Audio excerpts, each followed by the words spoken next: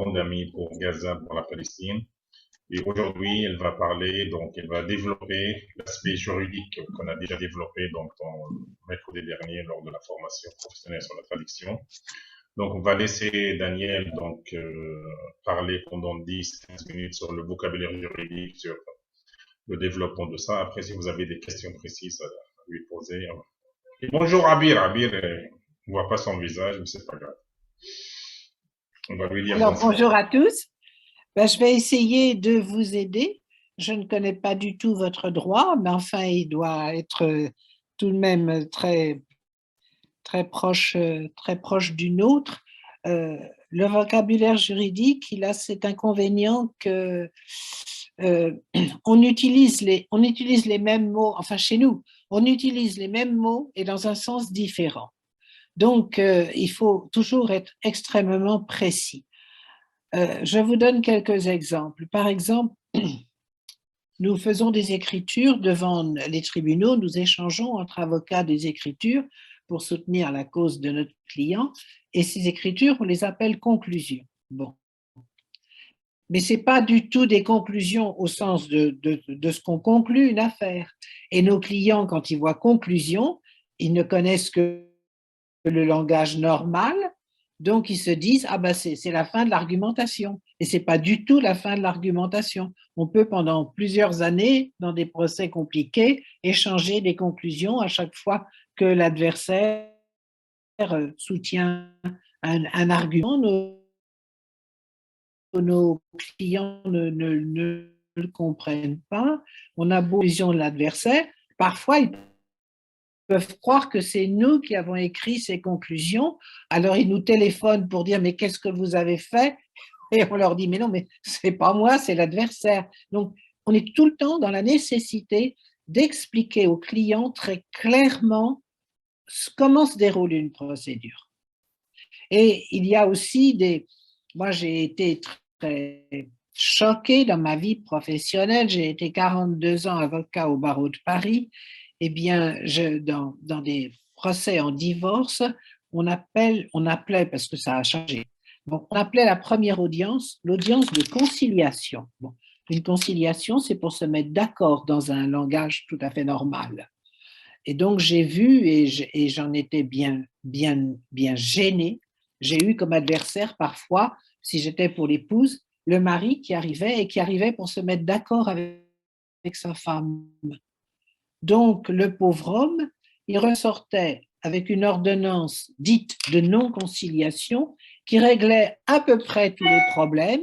Il pouvait se trouver expulsé de domicile conjugal, il pouvait être exposé à payer une pension alimentaire à sa femme, des pensions à ses enfants.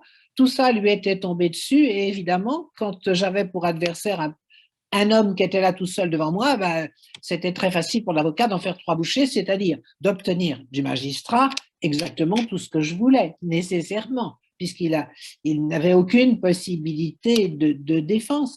Alors, vous voyez, c'est des choses qui sont très choquantes, qu'on utilise parfois un vocabulaire qui ne correspond pas du tout à la réalité. Appeler audience de conciliation une audience qui va se terminer par un jugement qui va être le début d'une procédure qui va aboutir finalement à un jugement final qui sera à peu près le même qu'au départ. Donc, vous voyez, c'est des choses qui sont très choquantes, et on est continuellement obligé d'expliquer aux clients qu'il faut être extrêmement précis sur la procédure, extrêmement précis.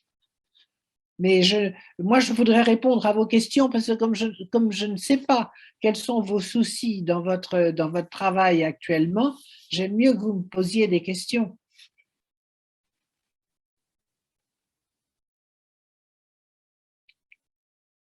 Je voudrais savoir quels sont vos soucis à vous en ce moment. Très bien, merci beaucoup. Donc, si vous avez des questions, appelez à Maître Daniel, donc il est là pour répondre, donc, parce que elle est maître avocate, mais ne connaît pas un peu vos soucis d'interrogation. Donc, si vous avez des choses à développer, si vous avez des termes que vous n'avez pas compris, si vous avez des notions que Daniel va l'expliquer, donc il est là pour vous illustrer. pour expliquer. C'est quoi les termes qui Donc, peuvent... rebonjour. Oui, oui. Je suis ravie de vous connaître et de vous rencontrer autrefois. Moi aussi, je voudrais être aussi jolie que vous. Merci à vous. Donc, en ce qui concerne les termes, juridiques, je voudrais savoir, est-ce qu'il y a des dictionnaires où ils regroupent les termes juridiques pour qu'on puisse les utiliser? Ah ben écoutez, ça, moi je n'en ai jamais vu, ça doit probablement exister. Je pense que sur Internet, on trouve beaucoup. Quand vous avez une question, je pense que Google peut répondre à votre question. Moi, je n'ai pas du tout vécu avec Internet. Internet est arrivé dans ma vie professionnelle très tard. Mais aujourd'hui, je vois qu'on a quand même beaucoup de réponses à travers Internet. Ah Et je ne oui, sais pas du tout ce qui peut être publié à Gaza, bien sûr. d'accord. D'accord, c'est pas grave, Oui, oui, je veux chercher. Je oui, veux chercher. oui, absolument. Il faut chercher toujours. C'est ça, être juriste.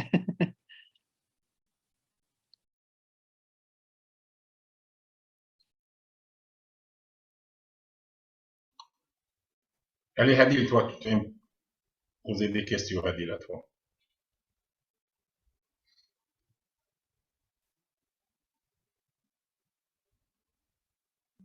Voilà, oh là, la juriste qui est venue. On a, on a une juriste avec nous qui va nous joindre maintenant. Oh là, ça va. Il faut être très précis avec la procédure. Il faut absolument que vous appreniez très, très bien vos leçons de procédure, notamment les délais, hein, parce qu'un avocat, il n'a pas le droit d'oublier un délai ou d'arriver trop tard dans une procédure. On n'a absolument pas le droit, c'est de l'escroquerie vis-à-vis du client. Et, et c'est extrêmement important, les délais. Parce que, Daniel, je t'explique. Donc ça, c'est pas une formation pour des avocats, c'est une Oui, formation générale de général. traduction. Et donc, eux, il y a une partie qui s'appelle le vocabulaire juridique. Donc, ils ont vu une partie sur les techniques de traduction, la relation entre la langue arabe et la langue française, les erreurs sur la particularité de la langue arabe dans la traduction, les erreurs chez les arabophones quand ils Et traduisent. je comprends. Après, on va voir les abréviations, les sigles, les proverbes, les termes religieux. Donc, et mercredi, on avait donc une partie qui s'appelle le vocabulaire juridique. Donc, le vocabulaire juridique fait partie, mais il faut le connaître. Donc, Ah, cela, il c'est faut apprendre important. par cœur, hein, ça. Les vocabulaires juridiques, vous n'avez pas le choix. Il faut vraiment apprendre par cœur. C'est vrai qu'il faut toujours beaucoup travailler quand on fait du droit. Quels que soient les métiers que vous ferez dans le domaine du droit, il faut toujours beaucoup travailler.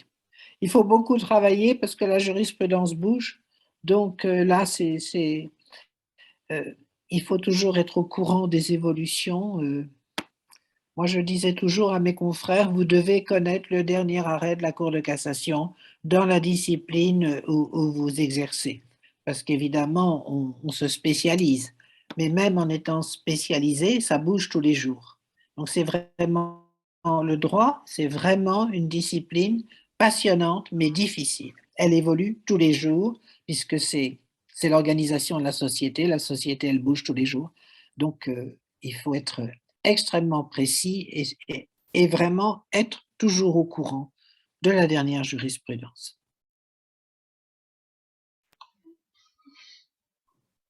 Il y a Rola Salah, mais qui a un problème de micro. Tu nous entends, Rola? Il a un problème, il a envoyé un Oui, message. oui, On a Rarda avec nous. Donc, oui. bonsoir Rarda, bonsoir Abir, bonsoir Rola. Mais Rola, il a un À problème. tous, à tous ceux qu'on Voilà. n'a pas le bonheur de voir, oui, Il y a des filles qui se cachent, ils veulent pas montrer leur beauté. Tu vois. oui. Elle voudrait bien, j'imagine. Ils sont Oui, gênés de Ziyad Mido. oui, Je me cache comme ça, ils vont apparaître. oui.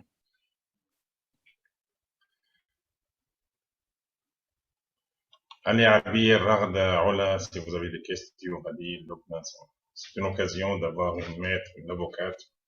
Moi, je ne peux que répéter, travailler, travailler, travailler. Quand j'étais jeune, j'ai enseigné le droit civil à la faculté de droit et je disais à mes étudiants au premier cours, je leur disais, écoutez, ceux qui veulent pas travailler, qu'ils demandent à changer de travaux dirigés parce que moi, je vais vous matraquer le travail, mais je vous jure que je vous serai reçu et je vous jure que vous aurez des mentions aux examens. Je ne supporte pas un régime. En France, les trois quarts des étudiants sont collés à la fin de l'année, c'est complètement aberrant. Donc, j'étais absolument contre ce système et j'ai toujours fait travailler énormément mes étudiants. Enfin, ils ne s'en sont pas plaints.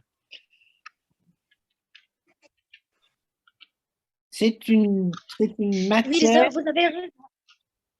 C'est une discipline difficile, le droit, très difficile, puisque ça change tout le temps. Si vous faites des mathématiques, c'est les mêmes dans le monde entier.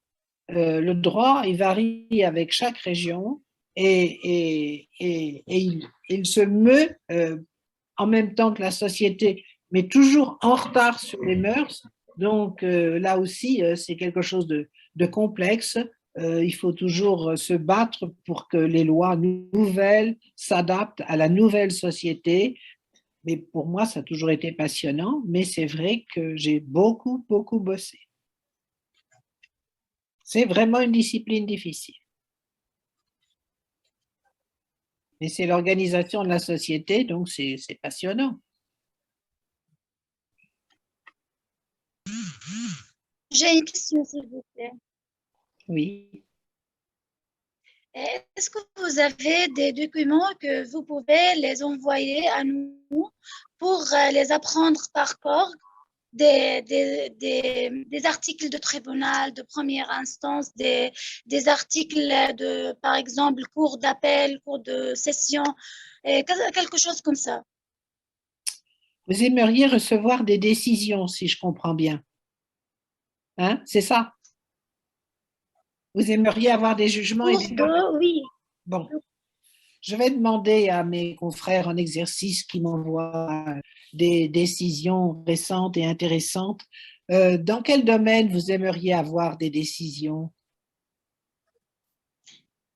Par exemple, en ce qui concerne le divorce ou bien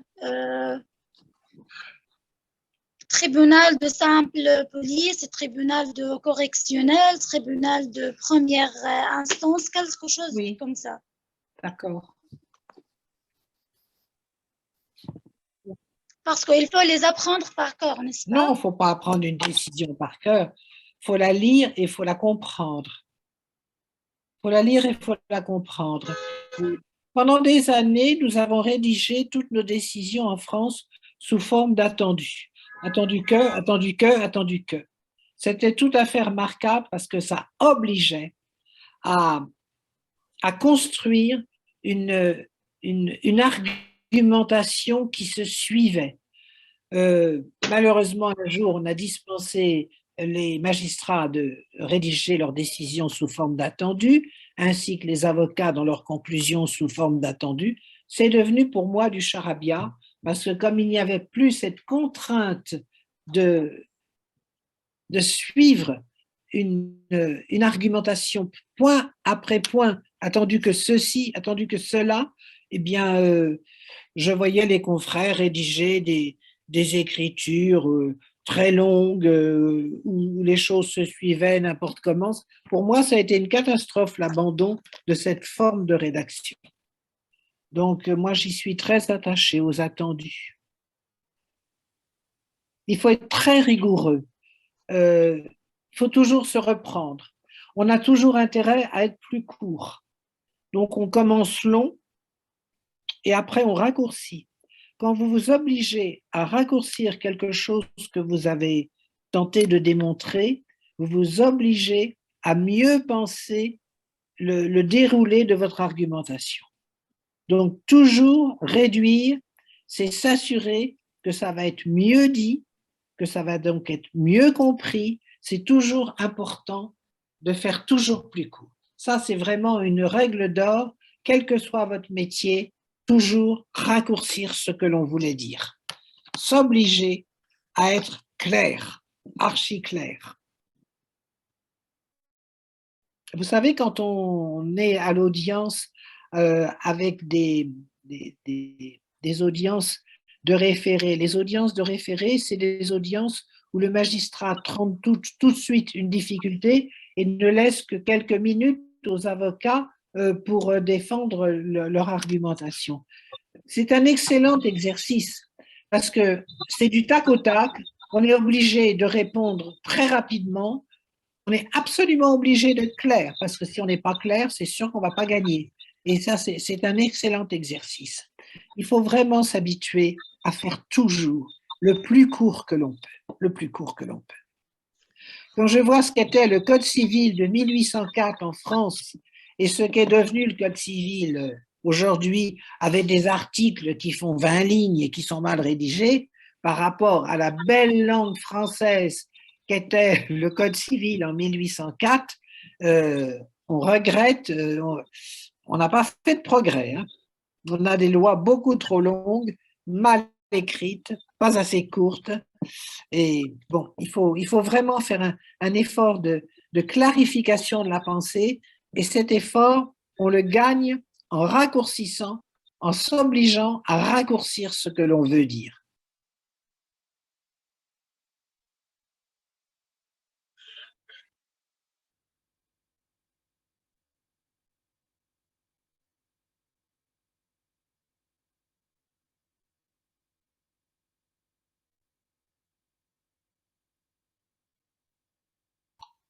Autre question?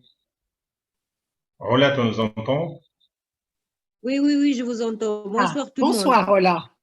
Vous avez une question à laquelle Moi, j'ai fait des études de droit.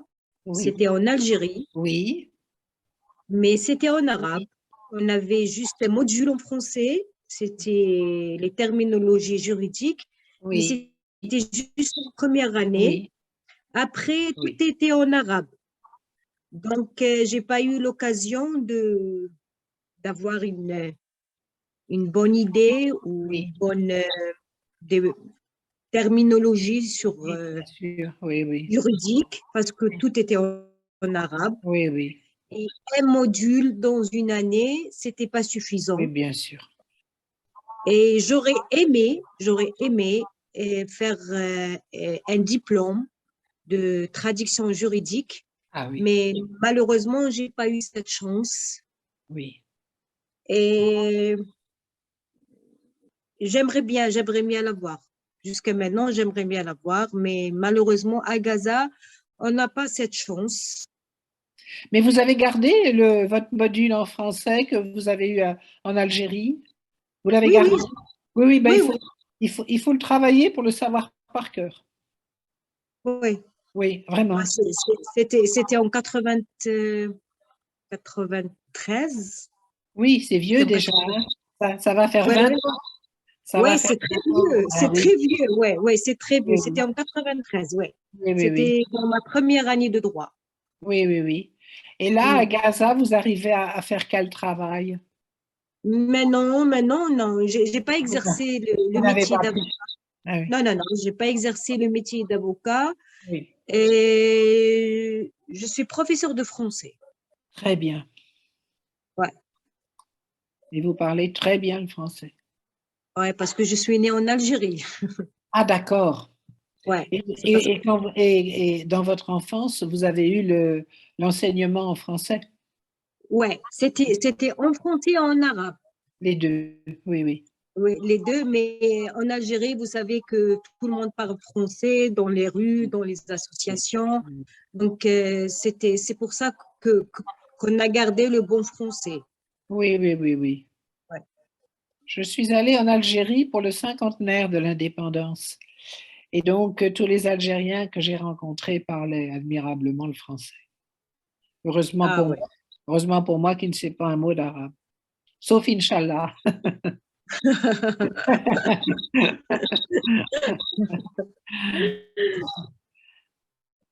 Vous êtes la bienvenue à Gaza. Ah, ben j'aimerais bien pouvoir un jour venir vous voir. Inch'Allah. Oui, c'est le cas de le dire. Inch'Allah. C'est le cas de le dire. J'espère vous visiterez Gaza et vous allez voir la vie à Gaza comme elle est. Oui. Elle est un peu dure. Ben oui, bien sûr. Eh oui. Eh oui. C'est pas facile de vivre à Gaza, c'est pas facile d'avoir un diplôme, c'est pas facile d'avoir un boulot. C'est très dur. Oui. Surtout les dernières années, c'est vraiment épuisant. Oui, c'est sûr. C'est Heureusement vraiment- que vous avez un chantre avec Ziad pour nous faire connaître toutes ces horreurs et nous les mettre en poésie encore. Ah oui, merci à Ziad. Ah oui, ah oui, heureusement que vous l'avez. Ouais, ouais. Merci Heureusement. tout le monde de vous Gaza est aider. debout. Gaza est debout grâce à lui. Grâce à Dieu toujours. Oui. Ah, merci Ziad. Merci de cette Non, information qui nous a permis de rencontrer des gens comme Madame, désolée, je ne sais pas votre Daniel. nom. Myriam. Madame- Non, c'est pas vrai, je m'appelle pas Daniel. Daniel, c'est mon prénom. Mon nom, c'est Myriam. Myriam, Myriam. comme Madame Myriam. Voilà. Et la semaine passée, c'était Monsieur Jean-François, je crois, si je me rappelle. Oui, et vendredi prochain, il y aura Bernard, donc toujours il y aura Oui. d'autres spécialistes. Il nous donne des occasions comme ça. Merci à Ziad. Oui. Heureusement Donc, que dans les Ola, zones- c'est une type motivée. Elle était un peu cachée, on l'a découvert récemment. Donc, Oui. Non, non. il a commencé à venir dans nos, il a commencé à venir dans nos cours, dans nos formations. Donc, c'est bien. Continuez comme ça. Voilà, c'est une type Ouais. magnifique. Ouais. Est-ce que vous Et avez d'autres heureusement questions pour ne pas retenir Daniel, Myriam beaucoup? Non, moi, j'ai pas d'autres questions. Je Si suis vous très avez heureuse les autres, de voir. Abir, Adil, Lubna, si vous avez d'autres questions, Lina, si vous avez d'autres questions à poser à Daniel, donc il est là pour vous écouter. Alors, moi, j'enverrai à Ziad en demandant à mes confrères en exercice des décisions qui seraient intéressantes que vous lisiez. Voilà. D'accord. Et en Envoie-moi plus, un mail, comme ça, voilà, je voilà. diffuse. Voilà. Très bien. Donc, vous n'avez pas de questions, les autres? Tout est clair? Lina, Hadil, Lubna, Ragda, Abir, Rawan, tout bien? Moi, j'en ai un. Oui, on t'écoute, Abir. C'est quoi? Oui, c'est quoi un cours de Un cours? J'ai pas compris. loi? J'ai pas compris. Un cours de quoi? Le cours sert à quoi? On t'entend mal. Je comprends pas la question. Qu'est-ce que tu as dit, la cour quoi? Tu peux écrire, Le cours Abir. de cassation. Ah, le la cours Cour de de cassation. Ah, la Cour de cassation. La Cour de cassation, c'est la juridiction suprême en France pour les affaires civiles, puisque nous avons deux branches, les affaires civiles et les affaires administratives. La Cour de cassation, on l'a saisie après que l'affaire soit venue d'abord devant le tribunal judiciaire, ensuite quelqu'un a fait appel devant la Cour d'appel, et après on vient devant la Cour de cassation. Mais ça n'est pas du tout un troisième degré de juridiction. L'affaire, elle est close, si on peut dire, avec l'arrêt de la Cour d'appel qui est exécutoire immédiatement. Quand on va devant la Cour de cassation, c'est pour se plaindre que la règle de droit n'a pas été interprétée normalement par les magistrats. Donc, si vous voulez, il y a très peu d'affaires qui viennent devant la Cour de cassation, il y a très peu d'affaires qui sont cassées. Si la Cour de cassation estime effectivement la Cour d'appel a mal interprété la règle de droit, elle va renvoyer l'affaire devant une autre Cour d'appel. Si par exemple c'était la Cour d'appel de Paris qui est critiquée par la Cour de cassation, la Cour de cassation va renvoyer l'affaire pour être à nouveau jugée par exemple, devant la Cour d'appel d'Orléans. Bon, mais il faut bien se mettre ça en tête, que ça n'est pas du tout un troisième degré de juridiction.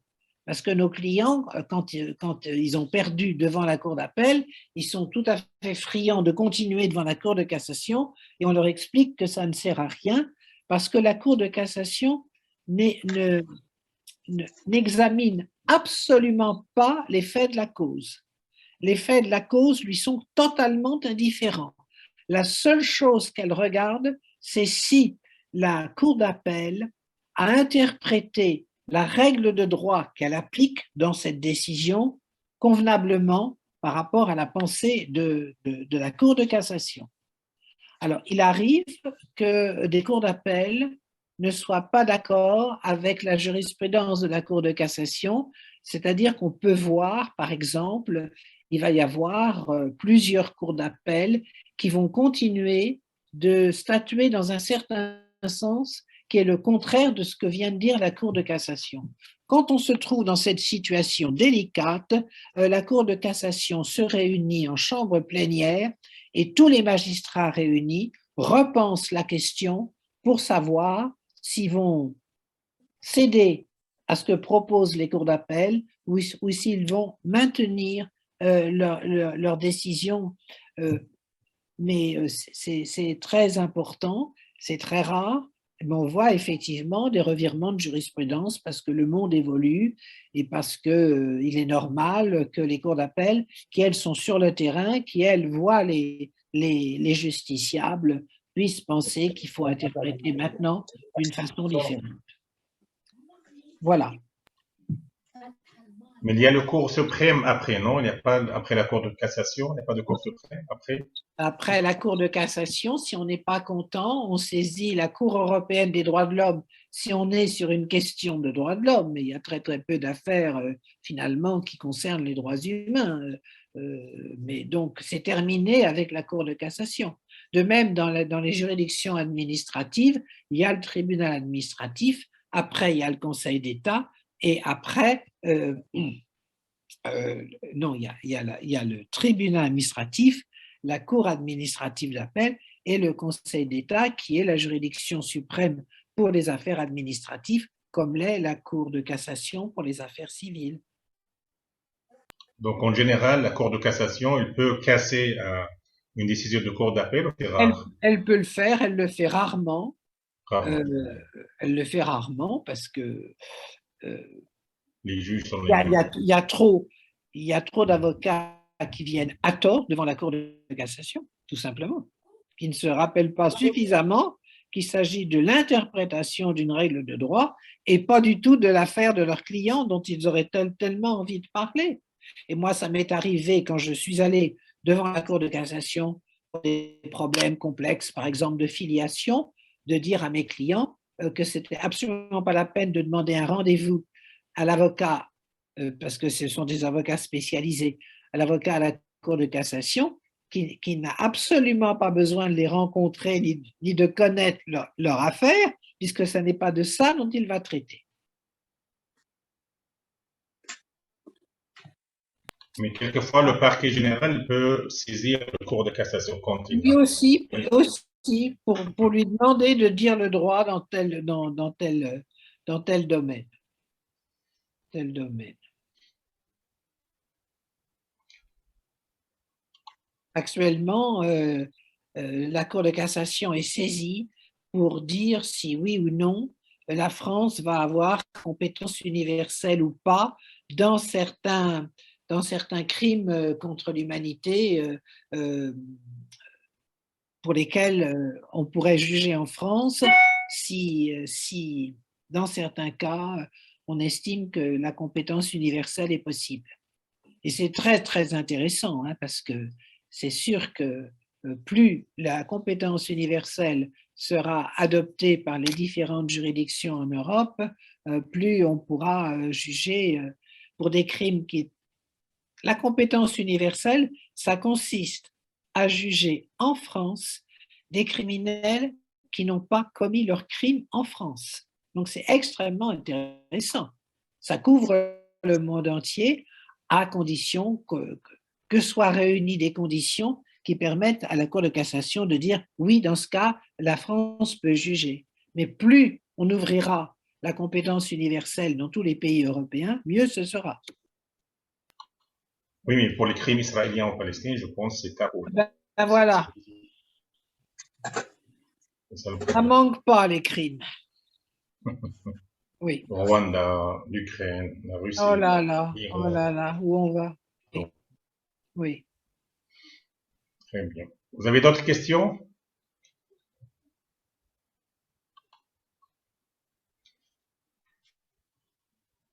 Donc, si vous avez d'autres questions, on doit laisser donc Daniel se reposer. Merci pour cette intervention. C'est très gentil de votre part. Je vous en prie, c'est avec bien sûr. plaisir. Je vous enverrai les décisions. Voilà, Voilà. si vous avez des documents précis. Oui, Voilà. Lobna, il a une question. Non, Vous avez une question, Lobna, non? non, très clair. Merci Non. beaucoup. Bon, Très Très bien. clair. très bien. Donc voilà, merci Portez-vous beaucoup. bien. Au revoir. Portez-vous bien. Merci, on garde le contact. Merci beaucoup. Absolument. Au revoir, Daniel. Allez, bonne Bonsoir. soirée à tous. Merci Merci, au à revoir. vous de même. Merci beaucoup. Au revoir. Au revoir.